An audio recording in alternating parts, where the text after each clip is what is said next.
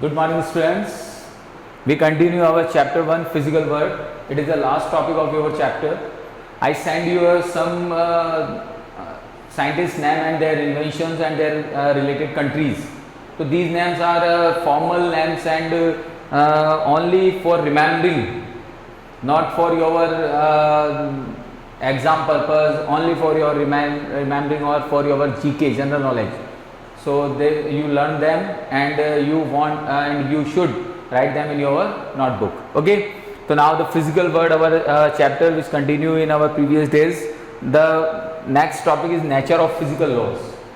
Nature of physical laws means some physical quantities which are affected by the natural forces, natural incidents, natural forces and natural incidents, just like as a pressure, temperature and etc.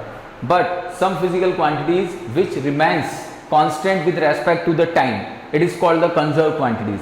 That means time के respect में जिन quantities पर कोई impact नहीं आता, वो जैसी है वैसी की वैसी रहेंगी. These quantities are called the conserve quantities. For example mass, the mass of this body, हमारे सरफेस की बात कर रहे हैं. If the mass of this body is 20 gram, then I take it to another place, then it is also 20. Another place is also 20. That is mass does not change with respect to time. That is mass is a conserved quantity in condition on surface of earth. The length of this chalk is 10 centimeter, but when if we take it another places, different places, then there its length is not changes. So length is also a conserved quantities. So the quantities which are not changes with respect to time is called the conserved quantities, and the laws which related with these quantities are called the conservation laws. उन laws को हम क्या कहते हैं? Conservation laws. तो जो हमारा topic है नेचर ऑफ फिजिकल लॉज, इस नेचर ऑफ फिजिकल लॉज में हम कंजर्वेशन लॉज की बात करेंगे. तो डिफरेंट टाइप्स के कंजर्वेशन लॉज होते हैं. तो सबसे पहले जो हम कंजर्वेशन लॉ लेते हैं वो लेते हैं एनर्जी कंजर्वेशन, जो एक सिंपल लॉ है जिसको हम स्टार्ट करते हैं. तो फर्स्ट वन जो आप स्टार्ट कर रहे हैं, this is the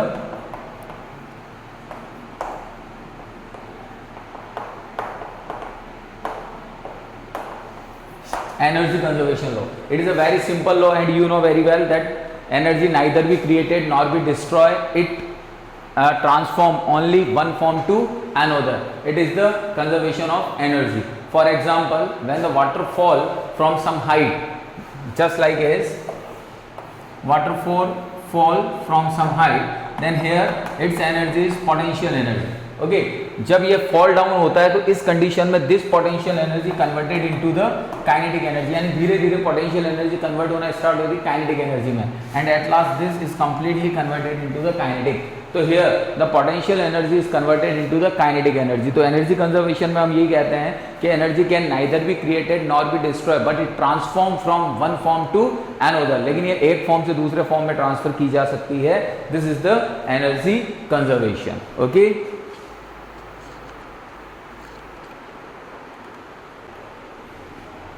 okay students, तो जो हमारे नोट्स हैं उसके अंदर एनर्जी कंजर्वेशन लॉ जो डिफाइन है वो आपको चार्ज की फॉर्म में डिफाइन कर दिया. मतलब वो एनर्जी कंजर्वेशन लॉ नहीं है. तो एनर्जी कंजर्वेशन लॉ को मैं रिपीट कर रहा हूँ, आप आपकी कॉपी के अंदर उसे थोड़ा सा करेक्ट करेंगे. नोटबुक के अंदर आपने जो एनर्जी कंजर्वेशन लॉ लिखा है उसकी जगह पर चार्ज कंजर्वेशन लॉ लिख देंगे. सिर्फ एनर्जी की जगह चार्ज लगाना है, क्योंकि जो वो डेफिनेशन है वो चार्ज कंजर्वेशन को शो कर रही है. तो रिमेंबर इट, आपको एनर्जी की जगह पर चार्ज को लेना है. Okay, first thing. Second thing, energy conservation law में दोबारा रिपीट कर रहा हूं, इसे आप कॉपी में as it is write down करेंगे कि energy can neither be created nor be destroy, it transform only one form to another. It is the conservation of energy. For example, when a water fall from some height, then initially it have potential energy and it converted into the kinetic energy when it fall down, and at last it completely converted into the kinetic energy. तो this is the energy conservation. इसे आप अपनी copy में note down कर लें. Second है आपका charge conservation law. Charge conservation होता क्या है इसको हम थोड़ा सा समझें.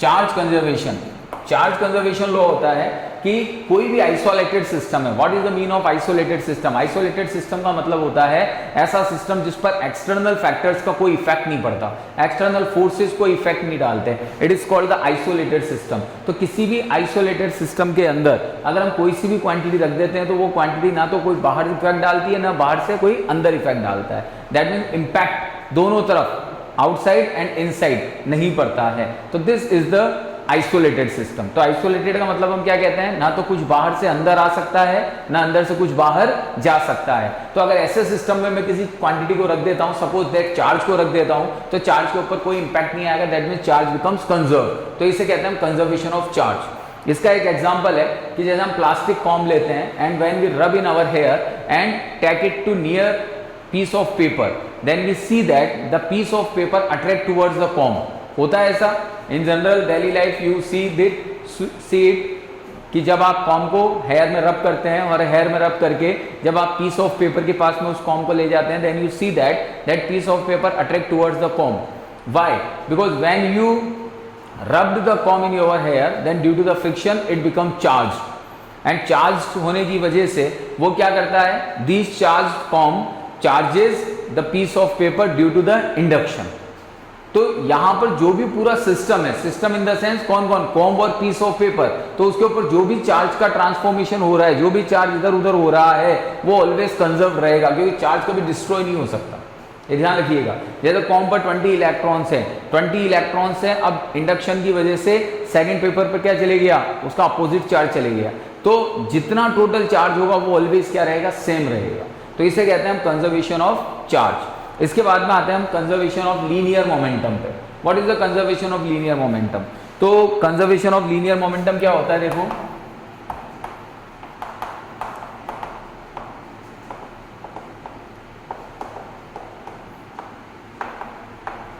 सबसे पहले हमें समझना पड़ेगा momentum. What is the mean of momentum? तो मोमेंटम को हम रिप्रेजेंट करते हैं P से। Momentum is represented by P। P equals क्या लिखते हैं हम, mv, मास इनटू वेलोसिटी। तो momentum P equals to mv। अब यहां पर हम ये कहते हैं कि मास इनटू वेलोसिटी मिलकर बनता है आपका मोमेंटम। तो मोमेंटम को रिप्रेजेंट करने के लिए सबसे पहले हम यहां पर P डिनोट कर रहे हैं और P रिलेटेड है m और v से। तो m तो मास है, तो मास तो कांस्टेंट क्वांटिटी होगी, क्योंकि मास तो चेंज हो ही नहीं सकता। तो चेंज कौन होगी, वेलोसिटी। वेलोसिटी चेंज होगी, लेकिन वेलोसिटी कब चेंज होती है किसी भी बॉडी को, जब आप फोर्स अप्लाई करते हैं।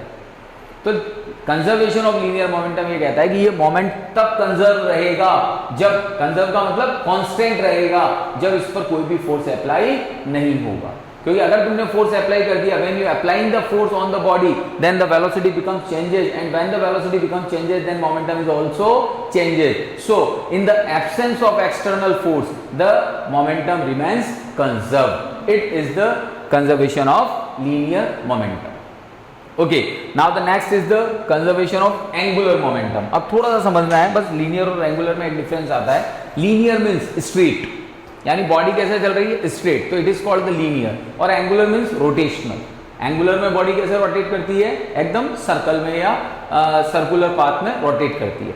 तो जब हम लीनियर फोर्स की बात करते हैं, तो लीनियर में जनरल फोर्स वर्क करता है F। लेकिन जब एंगुलर फोर्स की बात करोगे, तो एंगुलर फोर्स में एक नई टर्मिनोलॉजी काम में आती है, जिसे हम कहते हैं टॉर्क। टॉर्क, और इसे टॉ से रिप्रेजेंट करते हैं।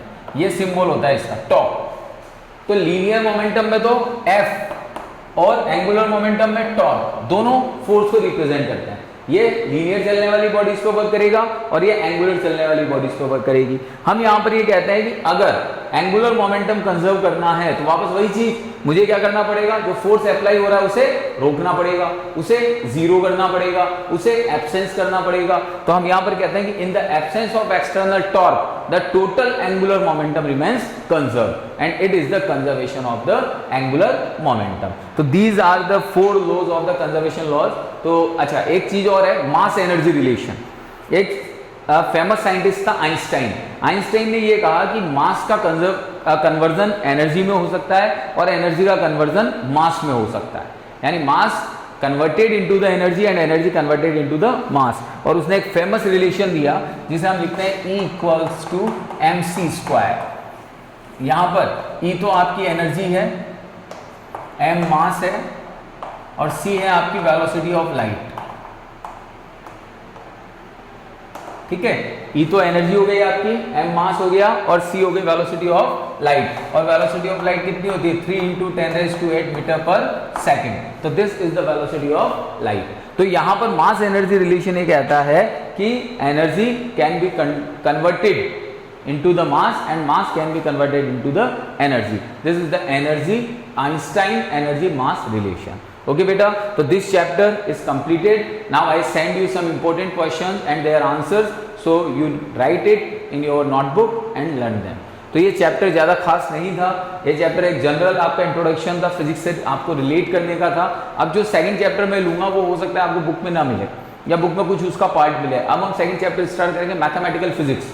मैथमेटिकल फिजिक्स के अंदर हम वो सारे इंपॉर्टेंट फॉर्मूले और सारे इंपॉर्टेंट टर्मिनोलॉजी पढ़ेंगे जो आपकी पूरी बुक के अंदर काम में आएगी. तो सेकंड चैप्टर हम लोग स्टार्ट करेंगे कल से, जो मैथमेटिकल फिजिक्स के नाम से हम स्टार्ट करेंगे. Okay, thank you.